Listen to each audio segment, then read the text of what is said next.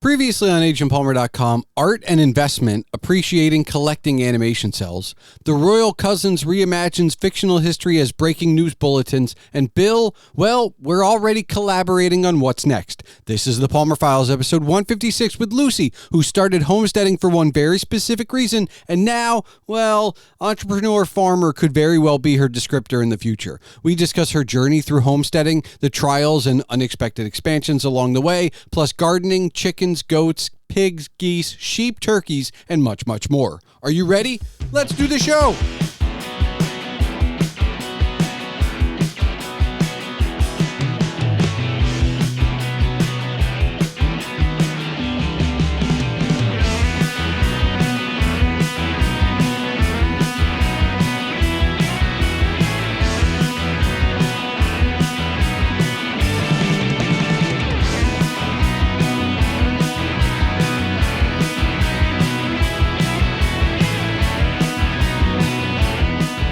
Hello and welcome to the Palmer Files. I'm your host, Jason Stershic, also known as Agent Palmer, and on this 156th episode is Lucy.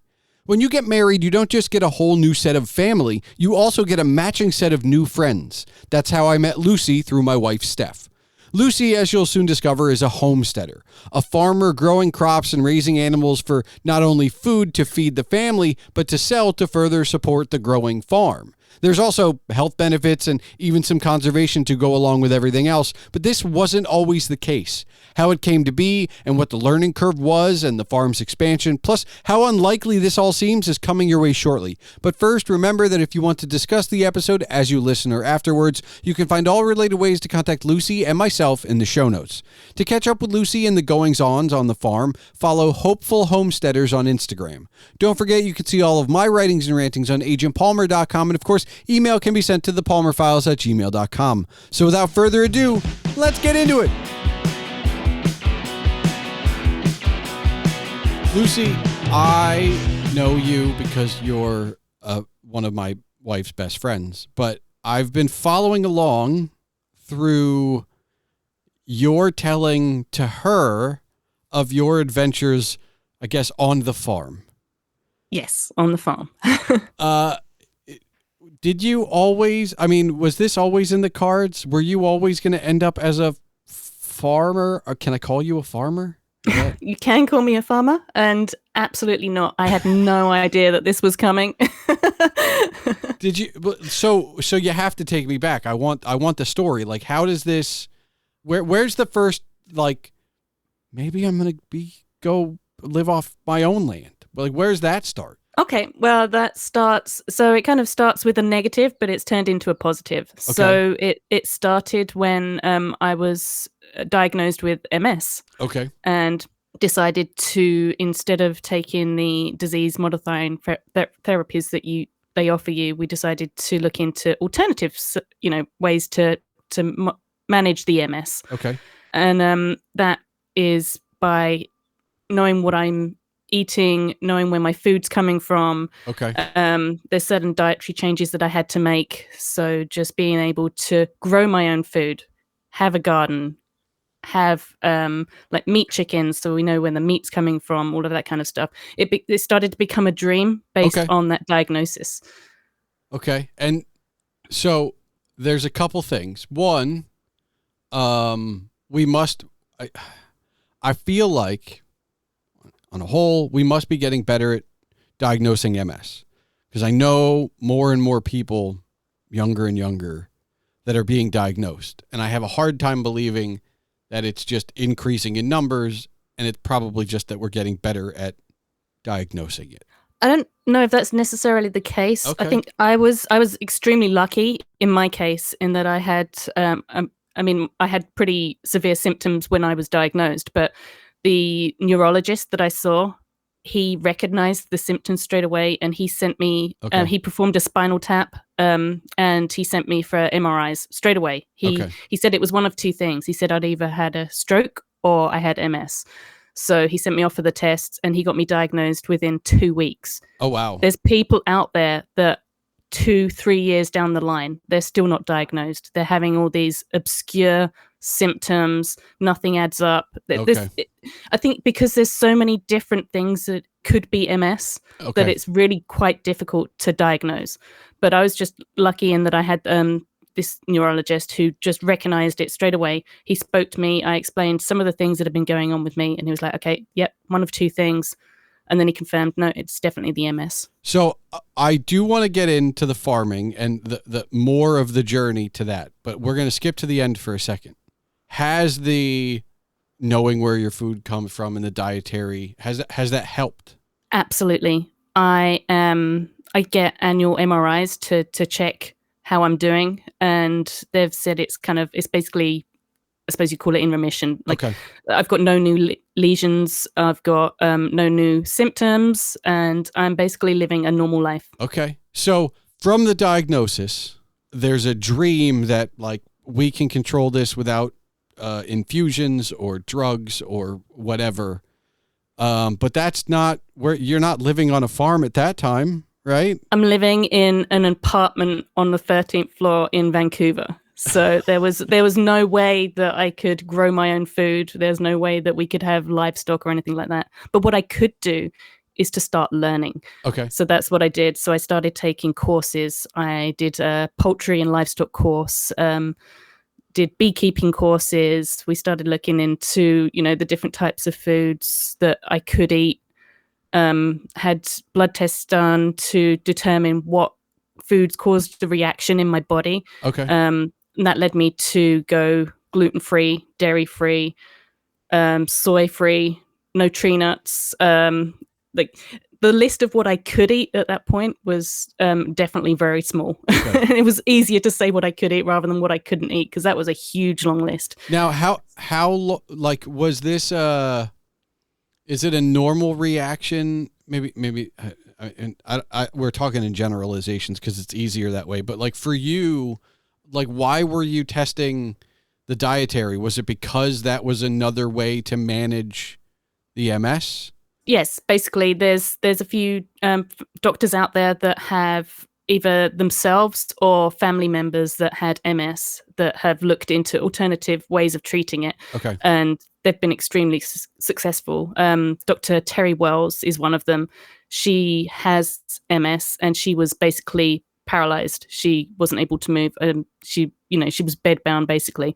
And so she took it upon herself to look into this and changed her diet and changed what she was doing, changed vitamins she was taking and stuff.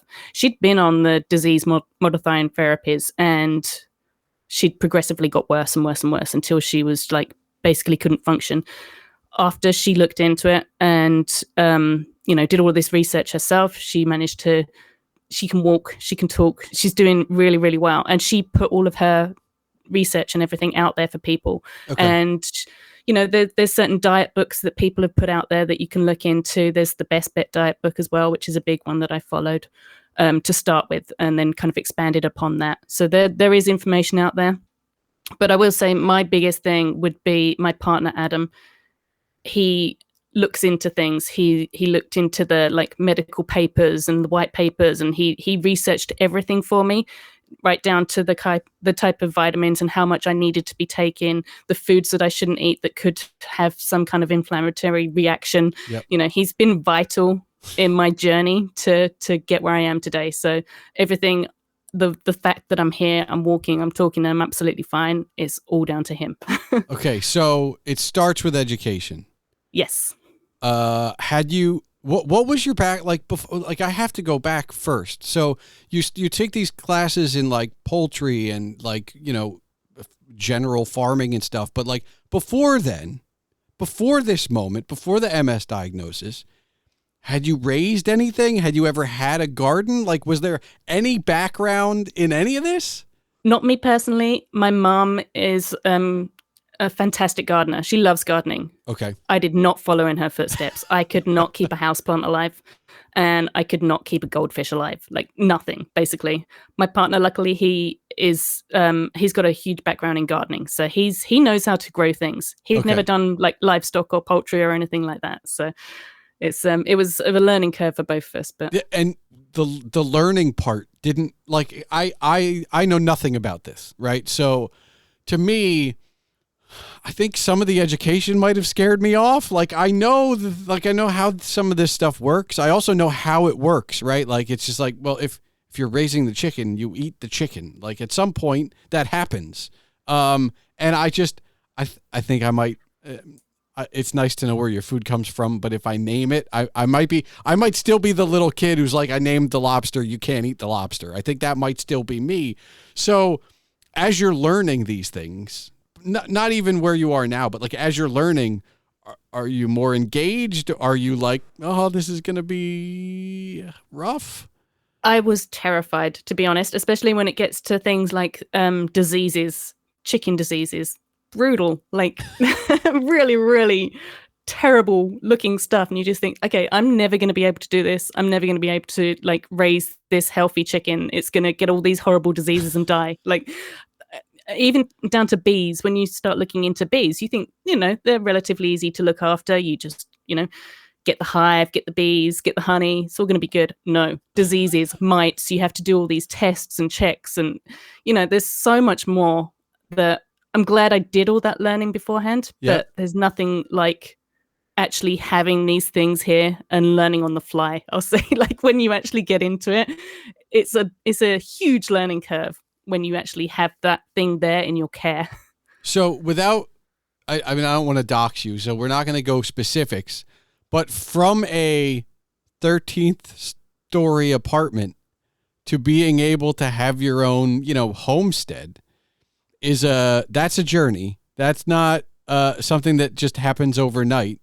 So, no. As you're learning about, growing animals and plants, like, are you also starting to like, look for farms to buy? Like, I don't even know, like, what's the next step? Like, we're trapped up this many stories up. Like, how do you go to like, well, we want to get some land.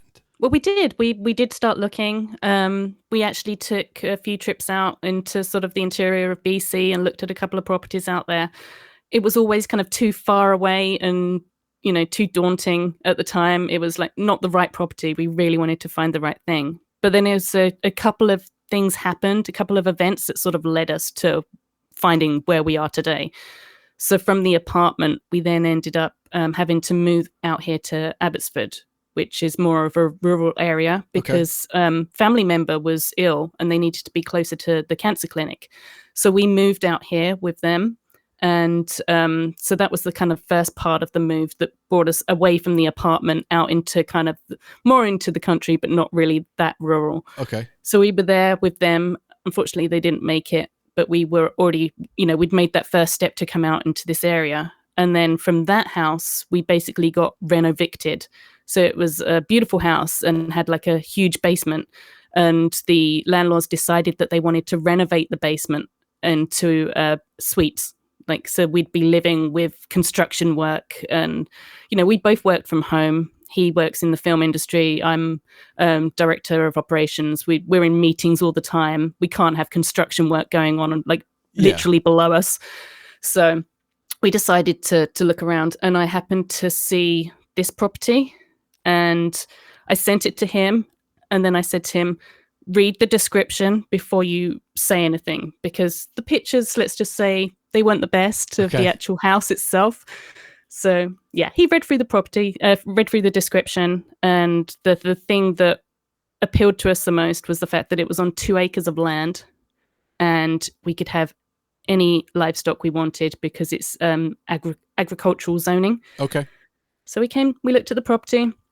We were a bit unsure about the house itself. It's not what we were necessarily used to, but we looked around the property. We saw that there was a chicken coop already here. There was a barn here. There was a beautiful lean-to. So before we left, we accepted and we moved in. So is it, I mean, obviously there's some infrastructure there, but like, were there already crops there? Like, are you starting from, okay, well, I mean, I know you have to till the soil first. Like, what are you moving into, like when you first move in, I guess? So It was a rundown chicken coop that we basically had to gut and refloor and build the complete outside run. That was all completely dilapidated and but not probably safe for better chickens. off that you got but you had I guess a rundown one to build Yes. off of. So you didn't have to go like, well, how do I build one of these from scratch? At that point, we didn't, but we'll get into that in a bit. Okay. So yeah, yes, we did have some infrastructure here, and we started working with what we had. So we did up the chicken coop, we did up the barn, ready for whatever livestock we were going to get. We brought some fencing. We really started to put things in place, and then we started with the chickens. Okay. So we went to the feed store. We weren't necessarily going there to look for chickens. I can't remember what we were going for, supplies of some sort. But they had baby chicks there. And they had 6 left in the little tray thing that they have them displayed in. And we were like, okay, well, let's just do it. So we purchased those chicks. We brought them home. We got them set up in a brooder. And at that point, we hadn't even finished the chicken coop. We had to rush to get it all done for when these things grew up. But that was the start of it. So yeah, chickens first. Chickens first. Okay. As far as growing stuff, okay, when or are you just we're on chickens and we're gonna grow them in eggs? Like when do we? What's I guess what's the next step then? For the garden, there was no garden. Oh. So there's land, there was grass, that was it. There was actually like an old kind of fire pit thing at the back of the property with grass around it, and that was it. So we had to purchase the rototiller. We had to prep all of the soil, put up fencing for the garden. And yeah, we've got 2 huge garden areas now, one for like tomatoes and peppers and that kind of thing, and then one for all your like brassicas and cabbage, cauliflower, lettuces, all that kind of stuff. So yeah, we've managed to get the soil to a point where it could be planted and get it set up to 2 garden areas. So as we're talking, you've done all this, but like you haven't had your first real harvest yet. We did last year. Okay. So we've literally only been here for 1 year and 3 months. Okay, so you've been through a harvest cycle. Yes. So it wasn't as successful as we were hoping because we did get everything in pretty late because of everything else we were doing. But yeah, we managed to grow some stuff. So what? I skipping ahead for a moment, like what have you learned from like, I know it was a truncated season, but like you must have learned stuff having gone through it and like harvested and been like, oh, like, well, we now know so much more. We know that we definitely don't need to plant as many kale plants, that's for sure. Kale is an abundance that we then found out that not a lot of our animals can eat because it contains too much calcium. Okay. And can lead to like kidney stones and kidney problems for them. So we were eating a lot of kale. But other things like cabbages and stuff, all of those huge outside leaves that grow on them, everything loves to eat those. So the garden, yes, it's for us. And yes, we had an abundance of, zucchini. If you're going to grow a zucchini plant, you're going to be an abundance of zucchinis. Yeah. You're giving them away because there's so many. But so we were able to grow a lot of the vegetables and stuff that we needed, but also it ended up being that we were able to give it to our livestock as well. Okay, so we've got chickens, we've got the plants. What's next? Next was the goats. So we knew that we wanted to, we were thinking at the time that we wanted meat goats. That was kind of our plan to start with. So we went and we purchased this one older meat goat, thinking that we'd have her have babies and then we'd be able to sell them for the meat, basically, or use them for ourselves. Okay. And then we got another goat 2 days later, a younger one, because, she needed a friend. So we had to go and get another goat. So we had the 2 goats there. And then we got a male goat so that he could come in and do his job so that we could have some babies. And so we ended up with the 3 goats. They ruin everything. They get into everything. They get into all of the chicken feed. They're an absolute nightmare, but we wouldn't change it for the world. We absolutely love them. They're fantastic personalities, and Our big goat Abby, she comes wandering over for cuddles. She's just the loveliest thing. All right, so I want to ask this then. You bought them as meat goats, though. Yes. We would never eat them, though. Okay. Which has turned out quite a lot of the stuff that we've purchased. We purchased rabbits, purely thinking that we'd have meat rabbits. Okay. So we bred them, and then thinking that we'd, when they got to the age, we'd process them and have rabbit. We didn't process them in time. So now we have like 15 rabbits. What are we going to do with them? So we put them up for sale. Okay. So we haven't actually eaten a single rabbit. We've sold most of the ones that we happen to get, which I'm sure a lot of people would be happy to hear that they didn't end up as meat rabbits. But it's something we would like to do eventually. It's just, it's not that we're opposed to raising things for meat. We've raised chickens purely for meat. We had broiler chickens, which are the breed that grows super quick. So by the age of like 8 to 10 weeks, you're processing them. Okay. And we did all of that ourselves. So it's not like we're against doing that. It's just timing. And sometimes it doesn't work out that way. Well, I think one of the things from afar, I'm a suburban kid, I guess. I'm not a rural kid. I'm not an urban kid, but I'm in the middle. But I would assume that, anything with a personality is going to take some time to get over to eat, because if it's got a personality, like I guess they're just goats now. They're not meat goats anymore. They're just part of the family, but like they have a personality. So it'll take a while before you can get there, I assume. Or is it just a mental hurdle or? It is. I mean, if you asked me, like even a couple of years ago, if I'd be doing this and if I'd be able to process my own, animals for meat, I'd say absolutely not. I'd be completely dead against it. But then when you have things like we raised pigs, so we got pigs specifically for meat. Okay. So they were going to be with us for 6 months, and we got to know them. We named them. We loved them.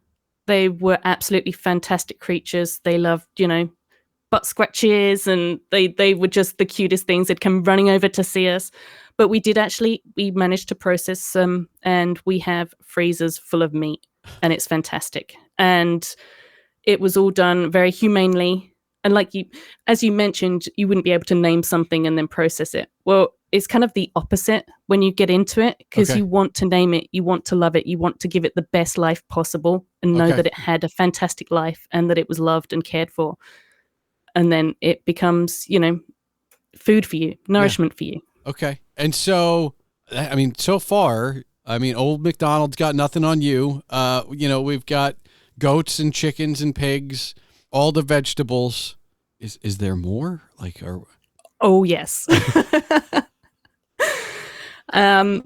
Two of the biggest characters on the farm, I'd say, are our geese and our sheep. So the geese, they're Emden geese. And we got them thinking, again, that we'd process them. It hasn't happened. We're now looking at them laying eggs so we can raise the chicks and sell the chicks. Okay. But our male goose, he's called Ron, after Ron Swanson, ironically. Okay. He is feisty. Let's put it that way. He loves to attack anyone that comes to visit us. Any guests that we have, he will run around and he will nip at your ankles. He's super feisty. Same with the female goose that we've got, Mother. She's but they love cuddles as well. Mother will come up to me and she'll try and climb onto my lap and give me cuddles. They're wonderful creatures. Okay, and the sheep? The sheep. So we have rare breed Jacob sheep. They are 4-horned, so they have gigantic, massive horns, and they're a smaller breed. They were almost extinct a few years ago, and then they've been kind of brought back. So we went looking for sheep. We once discussed maybe having like hair sheep to raise for meat again, that kind of thing. But we saw a picture of our ram. He's called Ramses on, I think it was on like one of the livestock selling groups on Facebook. He just looked like devil sheep. He looked like the most amazing thing, and we had to have him. And we went and got him. Not that we wanted sheep. We didn't even have a proper barn set up for him. We had to just pick this sheep up, and he needed a friend, so we got the female. And quickly get the farm set up for them, give them somewhere to live. And so now we're into conservation of these animals to hopefully breed them and, sell the babies to other flocks to diversify the flocks, those kind of things. That's what we're planning on doing. Can you also get wool from those sheep? Yeah, we did. We had one of them sheared and got wool from it. And my partner's daughter's actually processing that. She's learned how to actually process all of the wool into, usable material. So this is pretty. So far, there's also a part of me in the back of my head that's like, well, so you don't need to mow the lawn. I mean, clearly, between all the animals you've got, the lawn's never going to get that tall. No, exactly, because they're all. So we've managed to fence off the entire property. We've got electric fencing around all of it. So they all free roam all day. Okay. If you walk out into the yard right now, you're going to, encounter geese and sheep and goats and turkeys. That's another thing we've got. Where do the turkeys come in? Again, we purchased them thinking they were sold to us as they'd be ready in time for Christmas. Okay. That kind of like raise them up and process them.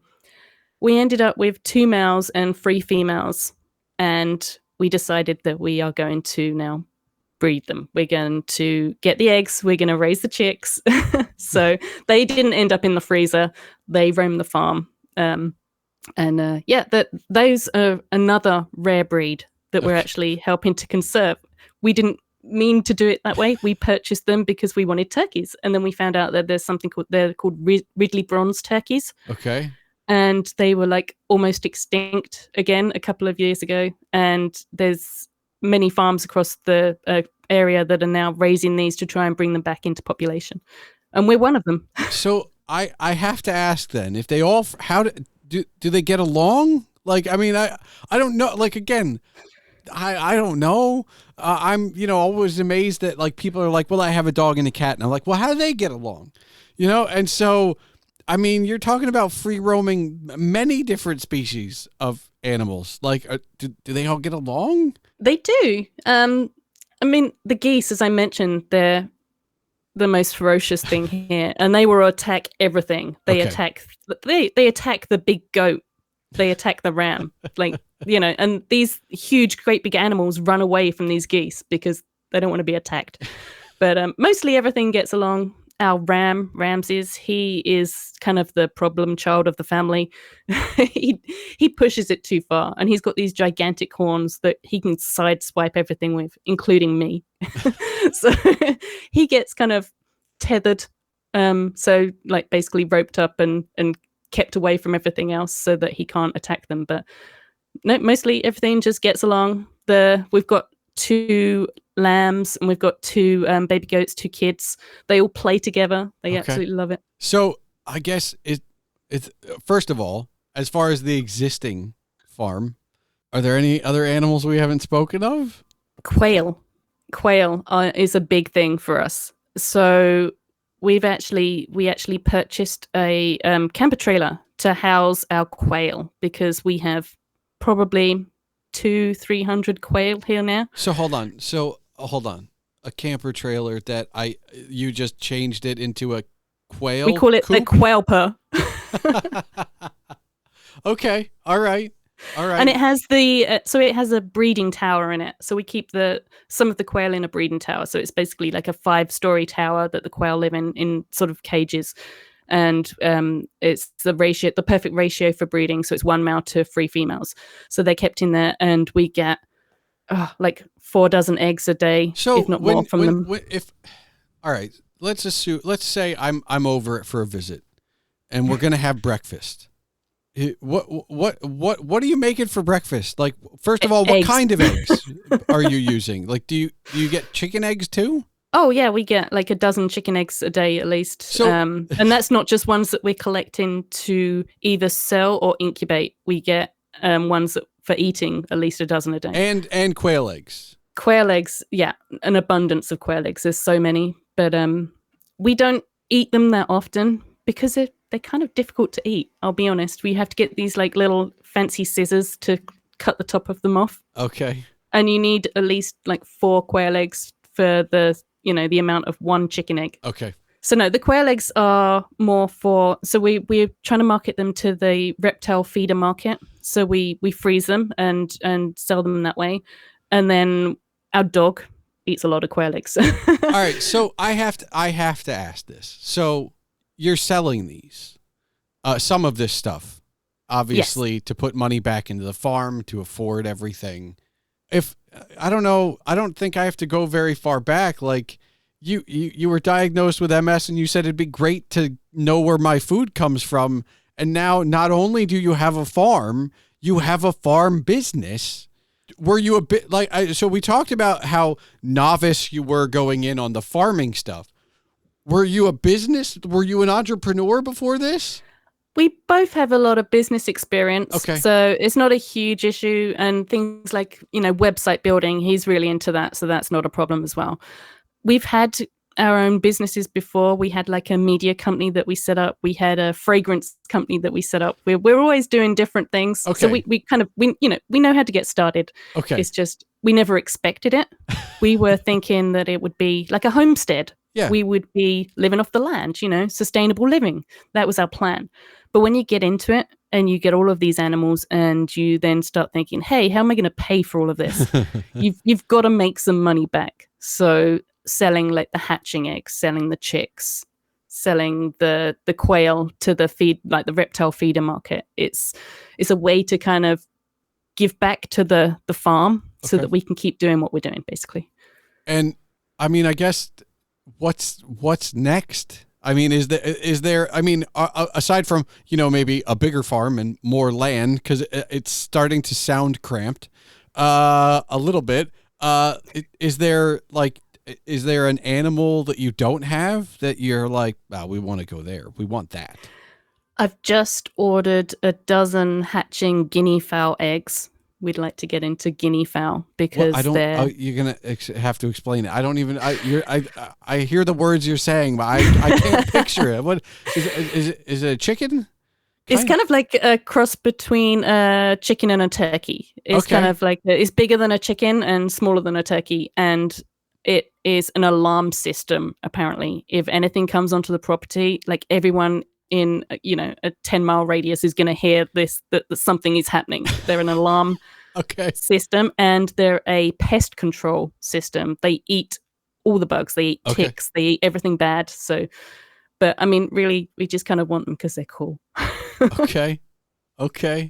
And so, and again, to sell, we'll raise them up. We'll hopefully get some eggs and chicks from them that we'll be able to sell. All right. So there's a market for it. This has come up a few times. So when you were looking into your initial education and watching the videos, like, have you done any like actual animal husbandry stuff as far as like education, or has it been like just we'll learn by doing? Because this is a lot of breeding different animals. It's amazing what you can learn from YouTube. Okay. I got a course in the poultry management. That was it. I got a certificate for that. But everything else, we learn as we go. And it's not always successful. We've made some big mistakes. We've had some loss on the farm that's been really terrible. But you do learn as you go, and you do learn from any mistakes that you make. You have to, because you've suddenly got all of these lives that depend on you being able to care for them. So you have to look into, what's wrong with this chicken? This chicken's got kind of a swollen face or something. You then have to figure out what's wrong with it. You have to get the medication that's needed. We end up with a lot of stuff inside our house that shouldn't be inside our house because of them being, either injured in some way or another. We had a rooster that got attacked by the other roosters. He basically had kind of his backside taken off. So we had him living in a cage in our kitchen for a little while just so he could heal up and get better. We've got a house lamb at the moment because she was born and then she was rejected by the mother. So she spends all day outside, but she lives inside during the evening. She sleeps inside with us. We do what we can. We learn as we go, and we care for these animals. I think that's the biggest thing we can give them.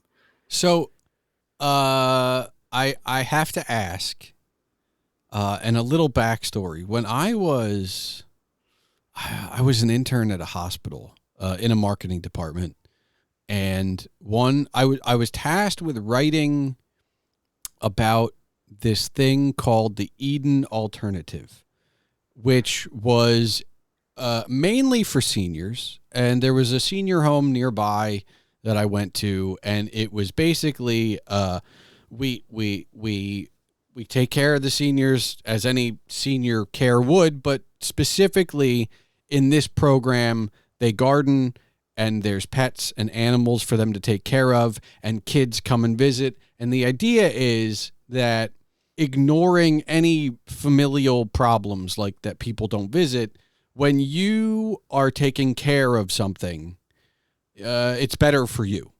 Like on a whole, humans are caring creatures. And so if a senior in a senior living facility can tend to a garden and take a dog for a walk, they will be better off. Even if they have to like wheelchair out there and they're not getting the health benefits of the walk, they are still better off both mentally and physically for taking care of this garden and taking care of this dog.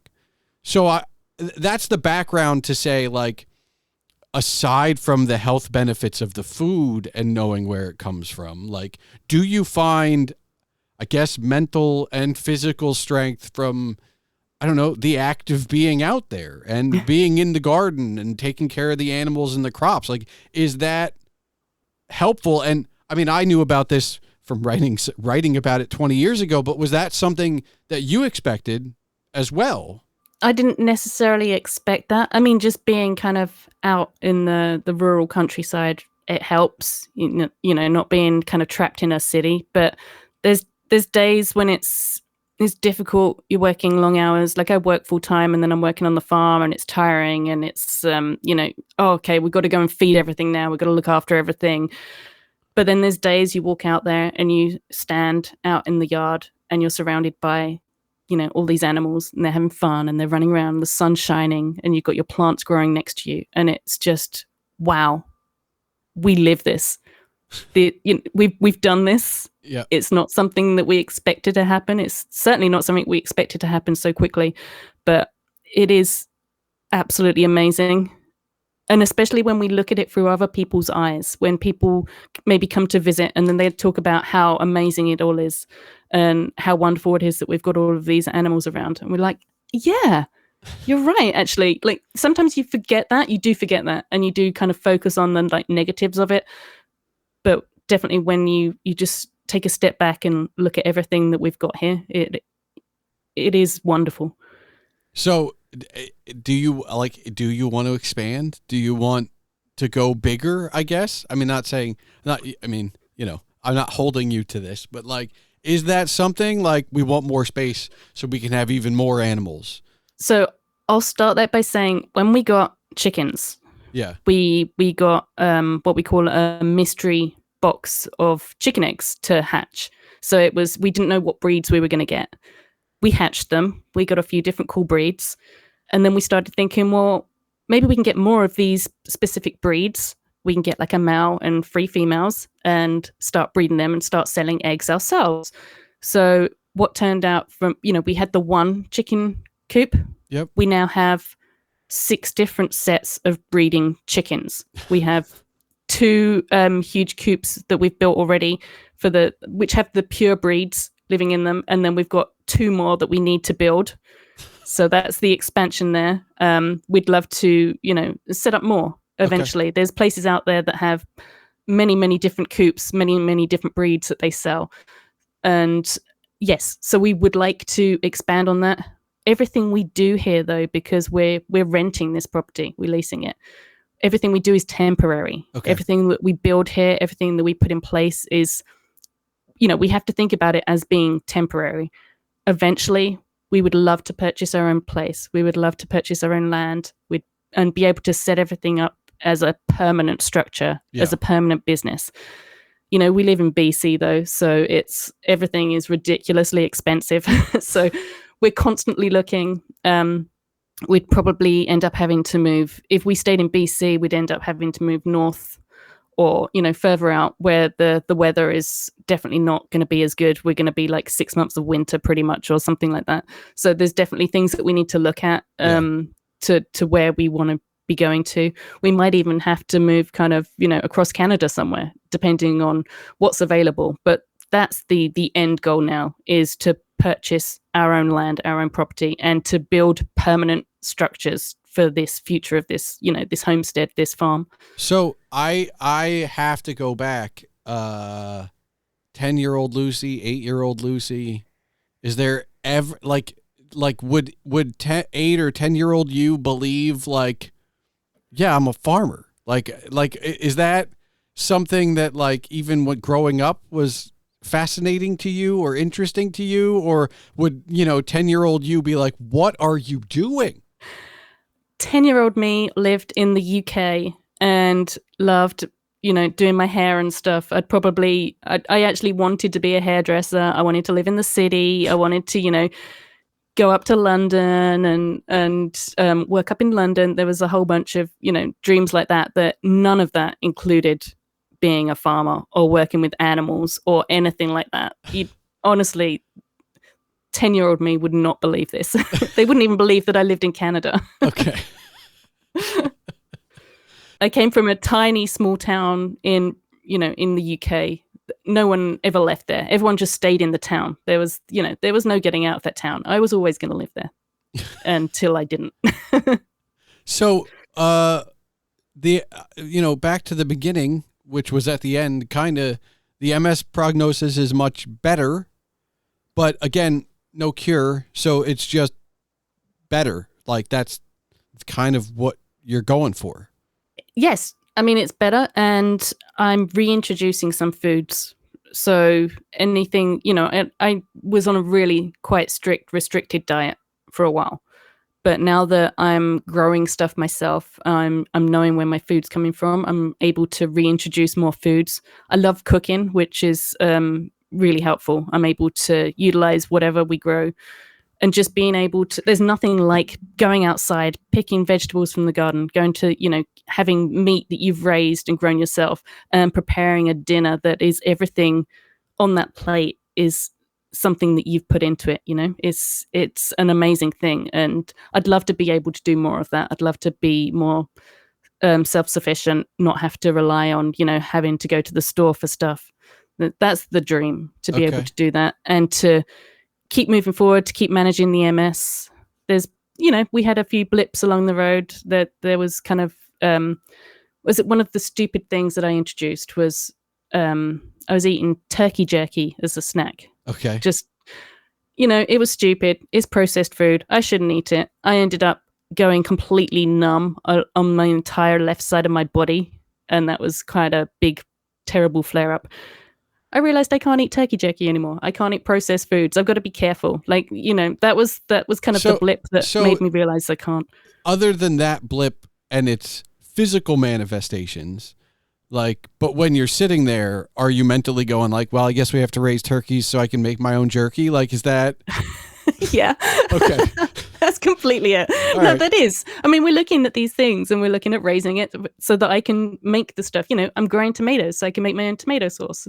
I wasn't even able to eat tomatoes when I was first diagnosed because it was one of the foods that might cause a reaction. But because of the preservatives and okay. No canned goods, no preservatives. and everything beyond that is now like, well, I could probably do that, or I could learn to do that.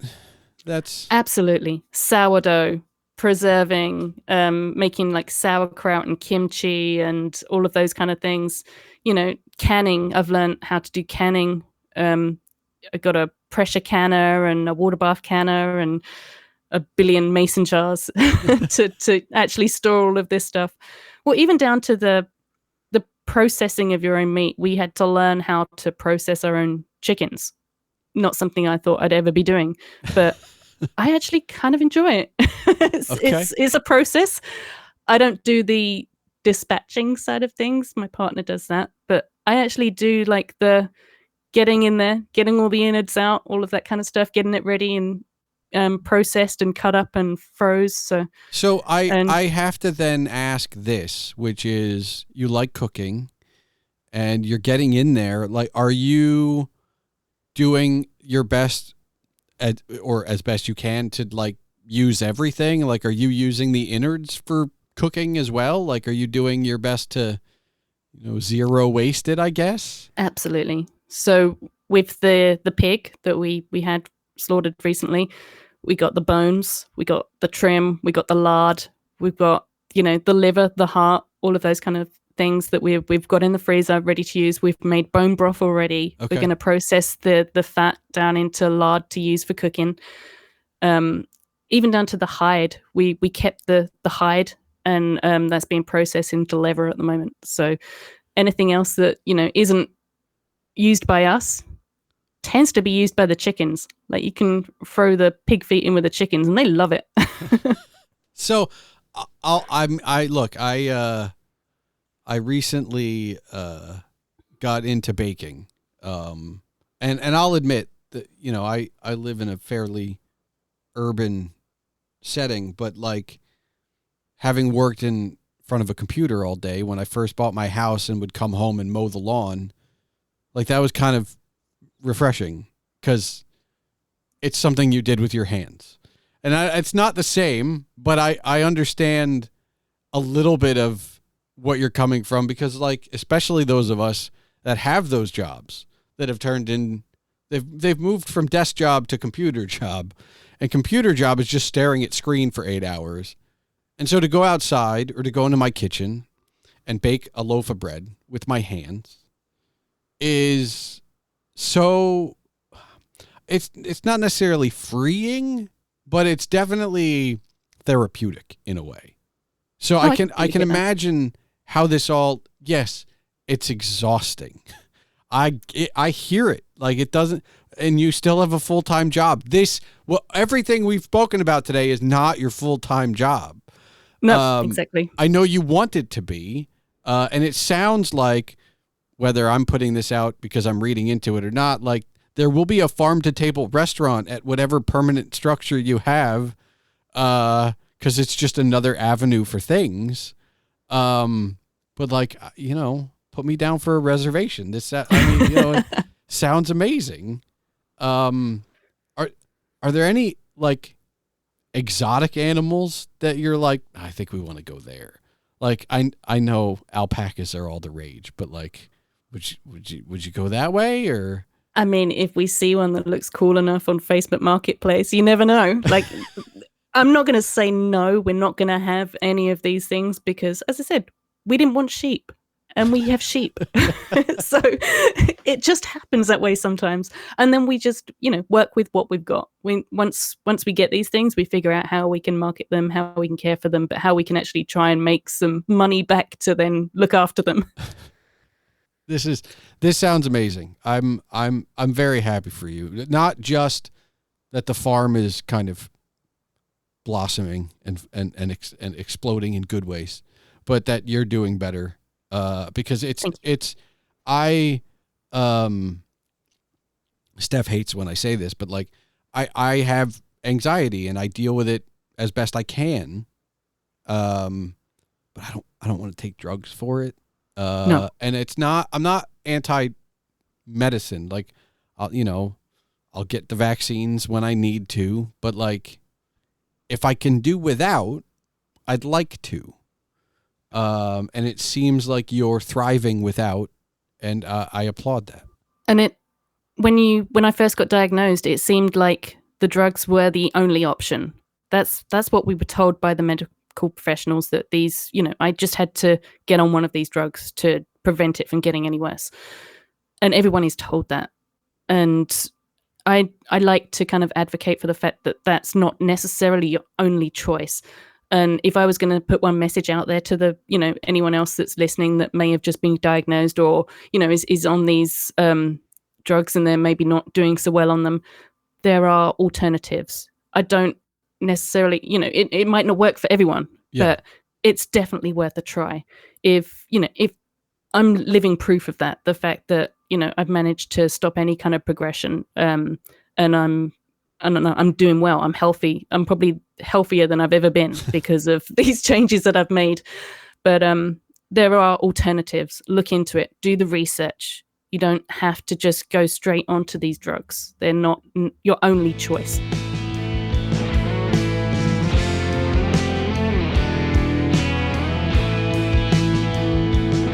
A decade ago, the only person I knew with MS was fictional President Josiah Bartlett from The West Wing.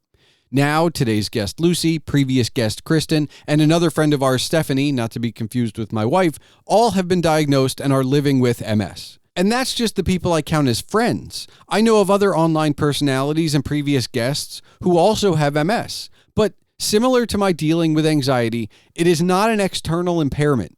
And some people choose not to publicly share the diagnosis, which makes it even more like anxiety, which oftentimes comes with the diagnosis. But I digress. I applaud Lucy for sharing her story, because it is a story worth sharing. Obviously, results and situations may vary, but people need to know that alternatives exist and can be successful. MS, multiple sclerosis, is a disease that causes a breakdown of the protective covering of nerves. Depending on the person and location of damage, as well as the extent of the damage, the symptoms are as unique as the individual. This is particularly challenging for diagnosis and treatment, as there is no actual cure for MS. For more information or to donate to the cause, in Canada you can visit mscanada.ca, or in the States you can visit nationalmssociety.org. Both of these organizations offer support, education, advocacy, information, and work towards new treatments and hopefully, eventually, a cure. Thanks for listening to the Palmer Files, episode 156. And now for the official business.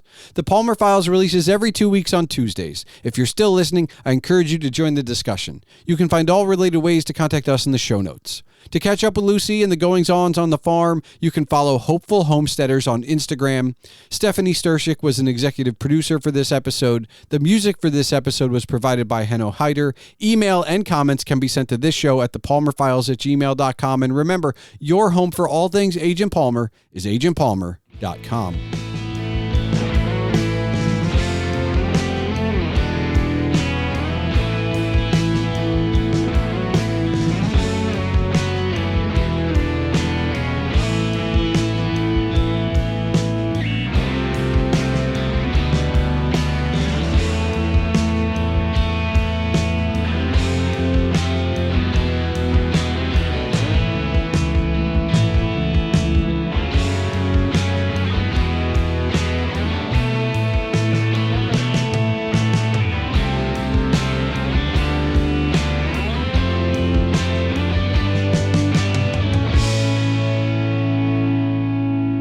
All right, Lucy, do you have one final question for me? I do. I would like to know, what is your favorite thing to cook?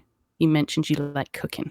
Oh, see, okay. So there are two ways to answer this specifically. One, I really love making bread. That's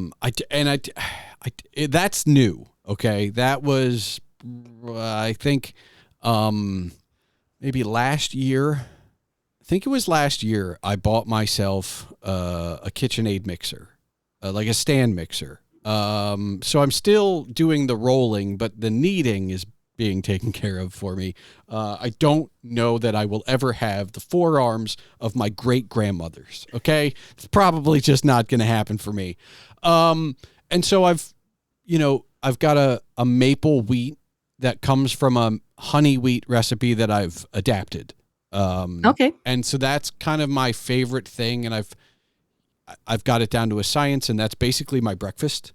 Every day is a slice of that. And then it's when I run out of the loaf, it's time to make more. And so that's been wonderful. But when it comes to cooking, I don't have one specific favorite thing other than to say I love hosting. So like, we had my parents and a couple, and another couple over, and the six of us, I made chicken parm for everyone. So it's really just about, or like maybe the answer is Friendsgiving. Like we don't do Thanksgiving because the people we want to invite and have over for the one big feast are all doing their own Thanksgiving things. But then like either on Black Friday or the Saturday after Black Friday, we host, and I'll cook everything. I'm not you. I've become very lazy when it comes to the meat and the protein. So like I am now air frying a turkey breast, which I've done it like 2 or 3 years in a row, air frying it in my oven. So it's not a true air fryer. It's like an air fry function of my oven. But I get the best like crust out of it, and I know how to season it, and I know how to do it. And just the thrill of that in the oven while potatoes on the stove and making the stuffing and trying to time everything so it all comes out hot and onto the table for everybody to eat. That's like my favorite thing. And I only do it once a year. Maybe it wouldn't be my favorite thing if I did it 4 times or 5 times a year, but at least for the one time a year that I'm doing that, like it's my favorite thing. Well, I get that. I fully get that. I call myself a feeder because I love cooking and I love serving people my food, and I love watching their reaction. I love seeing them enjoy eating the food. Yes. So no, I completely get that. Now, the question I have for you is I'm a horrible eater though. Okay. So I'll describe the scene. I've just spent 10 hours in the kitchen between all the prep and the cooking and getting it all plated and, cutting the turkey and then get everything and just set the table. It's because it's Friendsgiving. We do a toast, and then in less than 10 minutes, I will be done eating. Everybody else takes their time.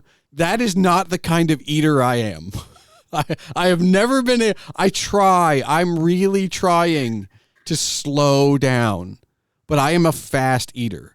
And what it does is maybe not Friendsgiving so much, but the turkey parm, which is a lot more prep than it is on the other side. It's like I spent 2 hours prepping and cooking this, and it's gone in 3 minutes. Like, this is ridiculous. Like, are you better than me when it comes to that side? Definitely not. I'm a fast eater as well. But it's funny you should say that, because then you like making bread. Yeah. But have you got into making sourdough bread? No. Because that is a process. No. Huge process. So I got in my favorite part about me getting into bread is I got into it well after the pandemic when everybody else was done. Everybody's like, well, you're baking bread now. It's like, well, I didn't do it because I was bored. I did it because I was interested. Like, it's a different, but I love the bread I've made now, and I've made other breads. I've tried other breads. I've tried some savory breads, like there was a garlic dill bread I did, and I tried like a cinnamon bread and some sweet breads, but or dessert-ish type breads, more along the lines of like challah and stuff, like egg bread. But to be fair, I'm not the biggest fan of sourdough to begin with. So like I understand the challenge of it, but I don't love it enough to go through all that. Well, there's health benefits as well. Like sourdough bread is really good for you. It's some people say it's like probiotics and stuff in it, but it becomes almost its own entity. You make your sourdough starter, and then you have to feed your sourdough starter. It becomes like its own thing that you have to then feed twice a day to keep it alive, to keep it fried, to keep it healthy. Yeah. And then the actual process of making sourdough bread can be a like 2-day process to actually end up with then a loaf of bread at the end of it. But it's completely worth it. Okay. It's to go through all of that effort and to have basically raised this culture that you then, bake into this wonderful loaf of bread. It's an achievement. All right. Well, I'll consider it. I've already like on my list of things because I think I've got my favorite bread down. That's fine. And I'm going to make other breads. That's great. But I do want to start buns. Buns is my next, I think that's my next challenge because, I enjoy, sausage or burgers or whatever. But I, when it comes to like a sandwich, the bread makes it really. And I think the same is true whether if you're having a sausage or a burger. And I want to, that's my next goal. Although I think right now, I'm lacking in the accoutrement. Like I wouldn't, like, I don't know if I'm supposed to get like a mold or if I'm just supposed to mold it myself and put it there and hope for the best. That's kind of the next, like real trial. But I have a friend who's a baker for desserts and like, that's his thing. That's fine. We'll invite him if we need dessert, taken care of, right? It's all good. But I don't know. I'll consider the sourdough, but it is a lot of work, and I've got my own little child now that I have to feed and keep alive. So the idea of another one that lives in the fridge that I have to feed twice a day is fair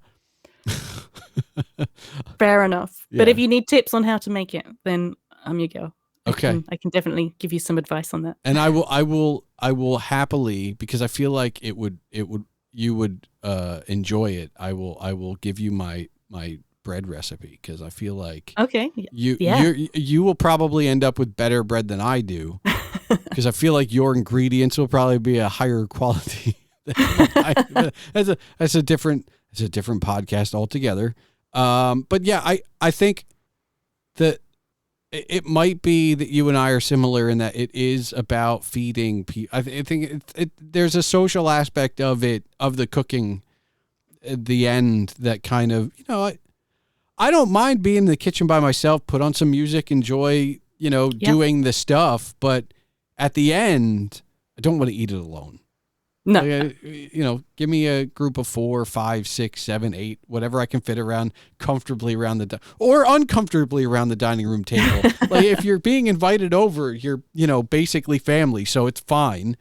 And then, yeah, like, let's have some fun, I guess. I don't know. And this is all new. Like, I used to just cook as a function, and maybe it's that kind of grind when you have a career that's what you do. When cooking is just a necessity, like you have to eat, so you have to cook. Yeah. Yeah. But now even though I do still have to cook to eat, I try have a little bit more fun. That's good. a little bit, it's the little things. It's not a lot.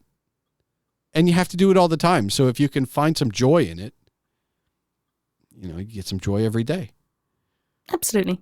Completely agree.